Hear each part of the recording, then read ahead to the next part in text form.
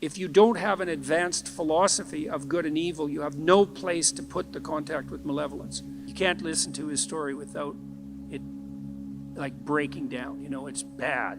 And he told me that he hadn't looked in a mirror for 40 years. You want to initiate a process of active engagement with the dragon that burned you. When your perceptions are fractured, you're in pretty rough shape. And it turns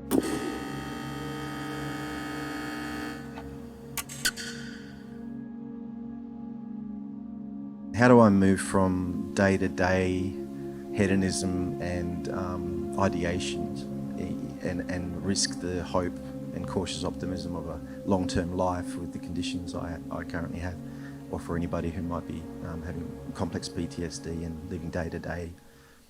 Well, I mentioned this program that I have online, this self-authoring program. One thing you might try doing it. So so it's got 3 parts. The first part is a guided autobiography. And what it asks you to do is break your life down into 7 epochs and 7 stages. Sometimes people do that by relationship or by year or by occupation, however you choose.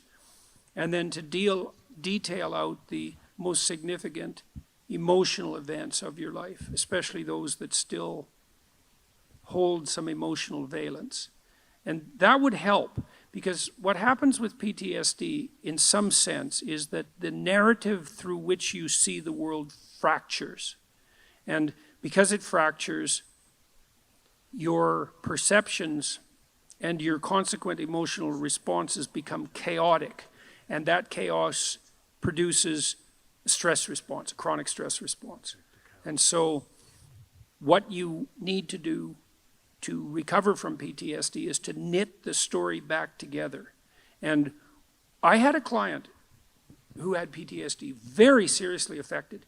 She was only 17, and she was so fractured that she was diagnosed with severe schizophrenia.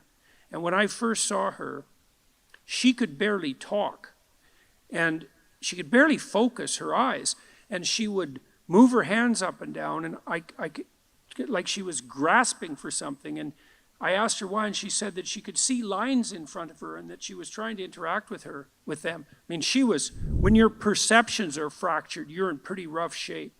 And it turned out that she had been terribly bullied by a boy whose amorous advances she had rejected, and he set out to make her life hell and certainly succeeded. And I had her walk through this past authoring program in the course of therapy. And she could hardly write to begin with. And we went through her life right from the beginning. And as we went through it, she got more and more coherent. And by the time we had brought her up to date, including walking through this catastrophic bout of bullying and the school's absolute inability to do anything about it, she had glued herself back together.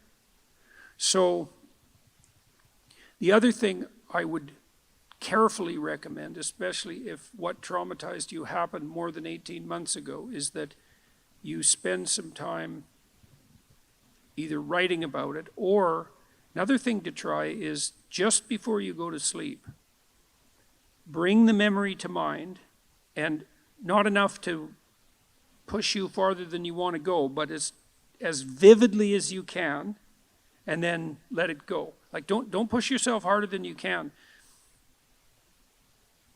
You'll see, you want to initiate a process of active engagement with the dragon that burned you, fundamentally. The psychophysiological pattern of active engagement is the opposite to the psychophysiological pattern of involuntary stress. And so if you can practice embodying that voluntary confrontation, then that stance can come to dominate. And that's the stance you want to dominate, because that moves you forward voluntarily into the world. And so, and that, in all probability, that will work. So I had this is a friend of mine. He had PTSD, and he had been brutalized in a Canadian residential school when he was a kid, and it was bloody rough, like Auschwitz level rough. It was really bad. You can't listen to his story without it like breaking down, it's bad. And he told me that he hadn't looked in a mirror for 40 years. He was unable to face himself, And he also told me that when he dreamed, he was still 8 years old in his dreams, same age he was when the cataclysm occurred. And that he had started to become aware that he was stuck in his dream. He's kind of a visionary guy. He's an artist, this guy. And so I suggested that he spend a little bit of time in front of the mirror each night before he went to bed, just taking a glance at himself. Because he had not looked at himself for so long, he didn't even know how old he was. So what happened in his dreams, this was so cool, he started to age in his dreams. So instead of being stuck at 8, then he was 10, and then he was 12, and eventually, he did this for a number of months, eventually he got as old in his dreams as he was in real life. And what that meant, like imagine your dream image it's the representation of yourself in imagination. And if it's stuck 50 years in the past, then your self-concept is in some sense hasn't been updated for that period of time. Just that process of voluntary engagement, which was him being willing to look at himself in the mirror, despite his shame, his deep shame at what had happened to him, that was enough to pull him back together. So that should work. That should work, The other thing with PTSD, it's also very useful to develop something approximating a sophisticated philosophy of good and evil, because people generally have PTSD because they've been struck by something malevolent. And so it's not just tragedy, there's malevolence in it. Reading, there's a couple of books I'd recommend. One is called Ordinary Men. It's about a police battalion in Germany who was trained to do heinous things in World War II. It's a great book, Ordinary Men. It's a great book. And another one I would recommend is called The Rape of Nanking. And these are rough books, man. The woman who wrote The Rape of Nanking, she committed suicide. It's a rough book. But the utility of the books is that they universalize malevolence. So almost everybody who's traumatized has been either touched by their own malevolence or by witnessing it or being subject to it at the hands of someone else. And one of the consequences of that is that if you don't have an advanced philosophy of good and evil, you have no place to put the contact with malevolence. Part of the utility of the doctrine of original sin was the universalization of malevolence. So, you might say, and it's true, that there's a little bit of Hitler in all of us, and if there's a little more than a little bit, you can be sure of that. And that's a pretty cataclysmic realization.